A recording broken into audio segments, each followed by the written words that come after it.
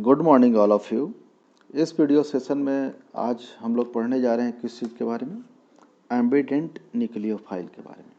ठीक है, तो एम्बिडेंट न्यूक्लियोफाइल होता है क्या, इससे पहले मैं औपचारिकता के लिए मैं अपना नाम बता दूं। मैं हूं Mukesh Kumar Singh, chemistry faculty from Patna. तो देखिए, एम्बिडेंट न्यूक्लियोफाइल में सबसे पहले आप समझिए कि न्यूक्लियोफाइल होता क्या है। तो न्यूक्लियोफाइल एक वैसा रीएजेंट होता है जिसके पास एटलीस्ट क्या हो, one lone pair of electron हो और उस पर क्या हो, एक नेगेटिव चार्ज हो, तो ये कहलाएगा आपका क्या, न्यूक्लियोफाइल। ठीक है, ये न्यूक्लियोफाइल है। न्यूक्लियोफाइल का कई एग्जाम्पल है जिसमें आज हम एक स्पेशल इसमें बात करने जा रहे हैं एम्बिडेंट न्यूक्लियोफाइल के बारे में। ये एग्जाम में ज़्यादातर पूछा जाता है। तो चलिए एम्बिडेंट न्यूक्लियोफाइल के बारे में हम जान लेते हैं। हम एक एग्जाम्पल लेते हैं साइनाइड का। साइनाइड आप लोगों ने सुना होगा, ये है साइनाइड का स्ट्रक्चर।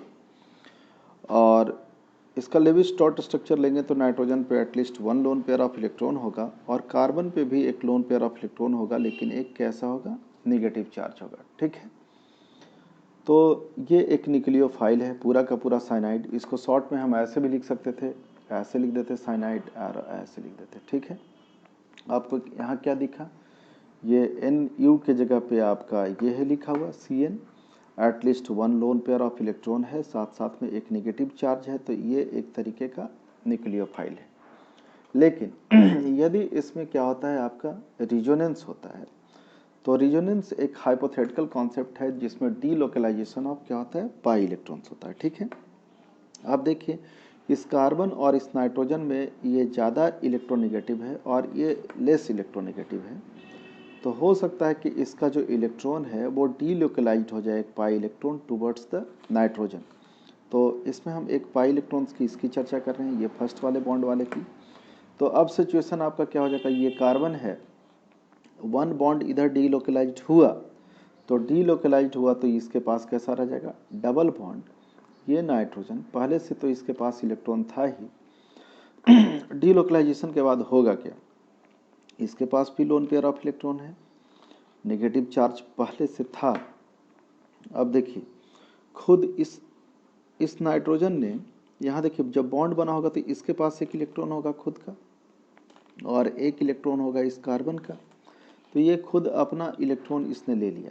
ठीक है, ये इलेक्ट्रॉन खुद अपना पूरा का पूरा पाई बॉन्ड का डीलोकलाइजेशन हो रहा है, यानी दोनों इलेक्ट्रॉन का डीलोकलाइजेशन हो जा रहा है। तो ये इलेक्ट्रॉन ले लिया कौन, नाइट्रोजन। साथ साथ में कार्बन एटम के भी ये इलेक्ट्रॉन को ये क्या कर लेता है, अपने पास ले लेगा, तभी तो डीलोकलाइजेशन होगा। ठीक है, तो कार्बन एटम के इलेक्ट्रॉन्स को ले लेने के वजह से इस पर कैसा चार्ज का डेवलपमेंट होगा, नेगेटिव। और कार्बन ने अपना इलेक्ट्रॉन इसको डोनेट किया, तो पहले से इस पर जो नेगेटिव चार्ज था वो कन्वर्ट कर जाएगा किस चीज़ में, पॉजिटिव चार्ज में। तो इस पॉजिटिव चार्ज को हम नहीं भी लिख सकते हैं। ठीक है, हटा दिए। तो अब देखिए एक at least one lone pair of electron तो ये नाइट्रोजन के पास हो ही गया, साथ साथ में एक नेगेटिव चार्ज हो गया। तो ये भी एक तरीके का क्या है, न्यूक्लियोफाइल है। और बिफोर रिजोनेंस भी एक तरीके का ये क्या था, न्यूक्लियोफाइल था। कैसे न्यूक्लियोफाइल था, क्योंकि इसके पास भी at least one lone pair of electron और एक negative charge on carbon atom था। अब सिचुएशन बदल करके हो गया किस पे, वो चला गया नाइट्रोजन पे। ठीक है, तो देखिए अब ये रिएजेंट ये किसी पे अटैक करेगा तो वो ऐड होगा नाइट्रोजन के साइड से, और ये किसी पे अटैक करता है तो ये ऐड होगा किसके तरफ से, कार्बन की तरफ से। तो ये दोनों तरफ से ये न्यूक्लियोफाइल ऐड हो सकता है, कार्बन के साइड से भी और नाइट्रोजन के साइड से भी। तो ये न्यूक्लियोफाइल आपको कहलाएगा एम्बिडेंट न्यूक्लियोफाइल। और भी क्लियर तरीके से इसको समझने के लिए आप क्या करिए कि कुछ एग्जाम्पल देखिए। जैसे एग्जाम्पल के तौर पे हम यहाँ बात करते हैं। ठीक है, आप यहाँ हेलो एल्केन्स ले लेते हैं RH, इस पर जैसे ही हम पोटासियम साइनाइड एसिड डालेंगे, ठीक है, ये आपको लेना है अल्कोहलिक। और आप यहाँ देखिए एसिमेट्रिक क्लीवेज होता है, तो इस पे कैसा चार्ज, पॉजिटिव चार्ज, और इस कार्बन पे आ जाएगा नेगेटिव चार्ज। और ये एक्चुअली आयनिक कंपाउंड है, इस वजह से आयनिक कंपाउंड क्यों है, क्योंकि ये अल्कली मेटल से बना हुआ ये साइनाइड है, तो जनरली क्या होता है आयनिक कंपाउंड का फॉर्मेशन करता है। इसको जैसे ही आप फिट करिएगा तो अब इसके सिचुएशन में कार्बन के ऊपर नेगेटिव चार्ज है, तो ये बना देगा ये नेगेटिव बीकर न्यूक्लियोफाइल, और ये क्या है आपके पास, ये अल्काइल ग्रुप है जिस पर पॉजिटिव चार्ज है। ठीक है, तो इस बीकर न्यूक्लियोफाइल को ये साइनाइड आयन रिप्लेस करके बना देगा RCN, यानी ये कंपाउंड बनाएगा अल्काइल साइनाइड, या इसका नाम हो जाएगा आइपिक नेम हो जाएगा अल्केन नाइट्राइल और प्लस KX। ठीक है, KX कौन, ये पोटासियम, और ये बीकर न्यूक्लियोफाइल जो न्यूक्लियोफ्यूज के फॉर्म में निकलेगा बाहर हो गया। ठीक है, लेकिन अब जैसे ही हम यहाँ आयनिक कंपाउंड न लेकर के कोवैलेंट कंपाउंड हम सेम अल्काइल हैलाइड पे हम ऐड करते हैं, जैसे ये AgCN, ये एक तरीके का कोवैलेंट कंपाउंड है। ठीक है, तो जैसे ही आप कोवैलेंट कंपाउंड लिए तो न्यूक्लियोफिलिक सब्स्टिट्यूशन करवाने के लिए आपको पोलर प्रोटिक सॉल्वेंट लेना पड़ेगा, जो कि होता है C2H5OH किसके साथ, H2O के साथ।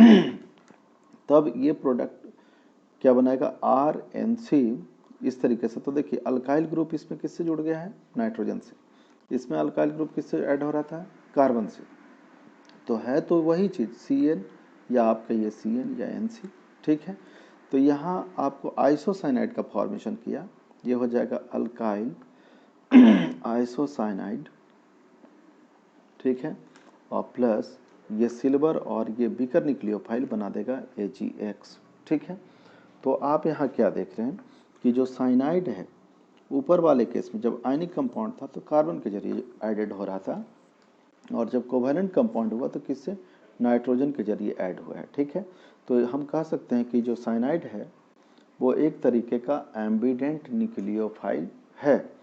अब इसका हम डेफिनेशन लिख लेते हैं कि इसका होता है क्या, मैं बोल देता हूँ, आप लिख लीजिएगा। The nucleophiles which have more than one site। आप यहाँ देखिए, यहाँ एक कार्बन पे साइट है और एक नाइट्रोजन पे, तो which have more than one site through which the reaction can occur are called ambident nucleophile। तो ये था एग्जाम्पल एम्बिडेंट न्यूक्लियोफाइल का, साथ साथ में एक्सप्लेनेशन भी। नेक्स्ट वीडियो में मैं आप लोगों को बताऊंगा SN1 reaction and SN2 reaction के बारे में। Thank you.